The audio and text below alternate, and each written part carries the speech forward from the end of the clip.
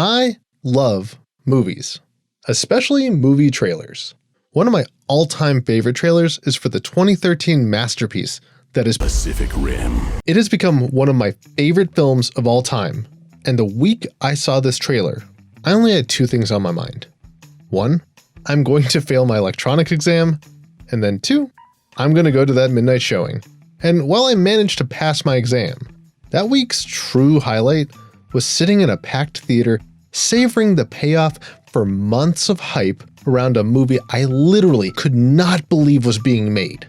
I mean, Guillermo del Toro, directing a movie where Idris Elba commands a team of giant robots in a battle against Godzilla-tier monsters? You can't make that stuff up. And the hype in this final trailer is real. A robot using a boat as a club to beat a giant monster is just amazing to watch, even if it's in 720p on a 5-year-old hunk of junk. But I knew I was going to see this movie months before I saw this trailer. In fact, the moment I knew I was going to see this movie was right here. Ready to activate the Jaeger in 3, 2, 1. In case you didn't catch it, you just heard the voice of GLaDOS from Portal narrate the start of a giant monster fight. Basically a nexus of 2012 sci-fi trivia jammed into 10 seconds of targeted advertising meant just for me. And to reiterate, this isn't from the final 2013 trailer. I saw this trailer for the first time in a theater in December of 2012. I still have zero clue what movie I went to see that day. I just remember the weight of the bass in my chest, the stunning colors on screen, and the pain in my heart that I would now have to wait months to see a movie I didn't even know I was waiting for my entire adult life. And this is exactly what I want to talk about, the magic and hype that comes from seeing a trailer in a theater. To be perfectly honest, I don't actually miss too much about life in the before time. In fact, there are a few interactions that haven't been improved by the presence of a mask and the excuse that this interaction doesn't need to take place in person. But the one thing I do miss, and the way you can only miss something once it's taken from you, is watching movie trailers in a theater.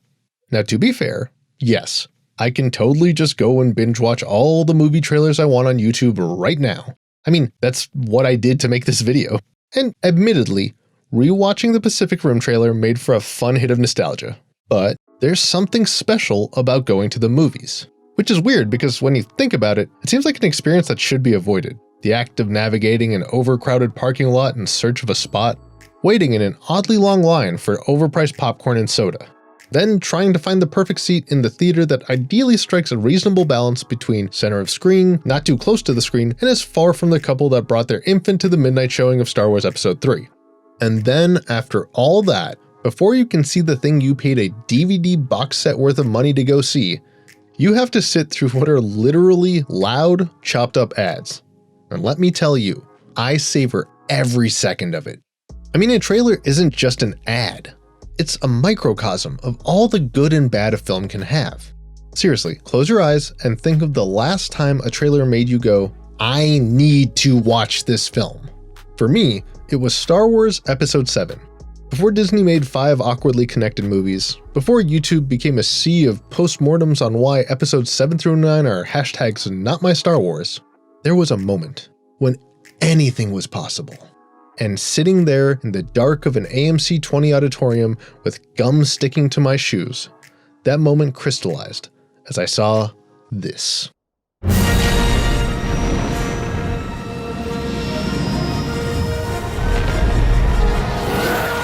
John Williams' score crashing in over the visual of the Millennium Falcon barrel rolling away from TIE fighters is forever etched into my brain. In fact, I'm willing to bet that even you, sitting there watching YouTube, remember the feeling of the first time you saw this trailer in a theater. As good as it might have been to watch on your own, there's something about sharing the experience, even with folks you hate, that elevates it from an ad to art. Just like Pacific Rim, I have no clue what movie I was going to go see that time. Maybe it was Hunger Games, maybe it was Kingsman. Ironically, I'm sure it wasn't Wildcard. All I know was it wasn't that galaxy far, far away. But this phenomenon is not unique to Star Wars, though I guess using John Williams' music is officially cheating at this point. You know what? Here's an example with no John Williams in sight. Hey, take those headphones off right now!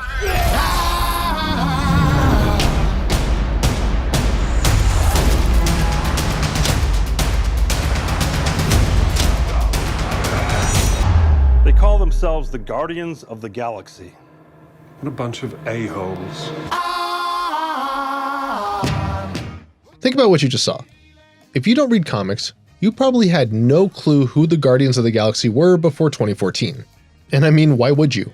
Even Bruce Willis couldn't pull off a talking raccoon. Why would Bradley Cooper be any better? But watching this trailer, that mix of colorful sci-fi set to 70s classics was probably all the motivation you needed to go see a talking raccoon and a talking tree follow 3 homicidal maniacs around the galaxy as they tried to solve varying mommy and daddy issues. And while these are fine examples of good trailers, you might ask, can a trailer be too good? Well, the answer is yes. In fact, a trailer can be so good, it utterly ruins the movie it precedes. I distinctly remember when I went to see Abraham Lincoln Vampire Hunter, a documentary about the 16th president of the United States and his struggle to master Axe Fu in hopes of killing all the racist vampires in America. I won't pretend I was there to see it ironically, but I do remember that before the movie started, everyone in the theater was treated to their first introduction to Django Unchained. For context, a movie about the Civil War was being preceded by what honestly felt like an award-winning short film also about the Civil War. I thought watching a man wield an axe gun was going to be the most exciting part of my night, but it was absolutely overshadowed by 2.5 minutes of Christoph Waltz and Jamie Foxx running around Quentin Tarantino's gruesome reimagining of the already horrific antebellum South. It was electrifying. Now, this is not to say a trailer needs to be exceptionally good to be transformed by the theater-going experience. In fact, there's something about bad trailers that makes them just as memorable. I remember the original trailer for Sonic the Hedgehog with his Attack on Titan nightmare-fueled teeth. As we all struggled to pull ourselves from that uncanny valley, my brother, the most staunch defender of Sonic I know, cried out in a packed theater, "Look how they massacred my boy." Now, I'm not one for loud outbursts in packed theaters, but there's something special about making a joke and knowing it perfectly landed as the guy behind you snorts Dr. Pepper out his nose. And while the studio making Sonic was smart enough to course correct from creepy joke to campy nostalgia, not all studios are as in tune with their audience. Like DC Films. Hi, boys. Yeah, that's the trailer for Suicide Squad. A movie that changes gears so often, it could qualify as part of the Fast and the Furious franchise. I have no clue what I was supposed to get out of that trailer, other than maybe Jared Leto's acting career was ending sooner than he expected. I mean, you got a guy deadpan reading character bios like they're wiki entries, set to a chopped up rendition of Bohemian Rhapsody as the characters and music unapologetically question the movie they star in. On its own, this trailer probably would have been forgettable. But much like The Room, there's something about sharing that suffering that transforms it from painful to hilarious. An experience heightened by the fact that the trailer preceded the Deadpool movie, so we were already in the mood for some bad jokes. My point is that, good or bad, there's something about seeing a trailer in a theater that moves it from casual piece of media to an experience. Maybe it's the setting, the consistency of knowing that the IMAX Dolby 7.1 Super Deluxe Surround Sound D-Box experience modified by the textures of stale popcorn and dried gum is the same one you can expect to experience when the film comes out. Or maybe it's the satisfaction of knowing that for the next 2 hours you have nowhere to be. Or the knowledge that you're sharing this experience with a crowd of like-minded folks who are also excited for another chance to head back to the theater. And I want to be clear, I'm not trying to tell you what makes a trailer good or bad, nor am I advocating that you need to go to a theater to enjoy them. I mean, on the day I am writing the script, I saw the first trailer for Godzilla vs. Kong, and if my Pacific Rim obsession is any signal, I'm plenty hyped even if I could only watch it on my phone. No, I just wanted to offer this examination as a love letter to a part of my life that I kinda miss. A chance to reach out to my fellow moviegoers and tell you, it's okay.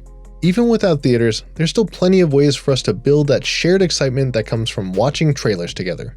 And if you're one of those folks, I hope you'll leave a comment with a link to your favorite trailer so I can share in your excitement like you hopefully shared in mine. Anyway, that's all I have for this video. Please like, subscribe, maybe ring that bell, and I'll see you next time.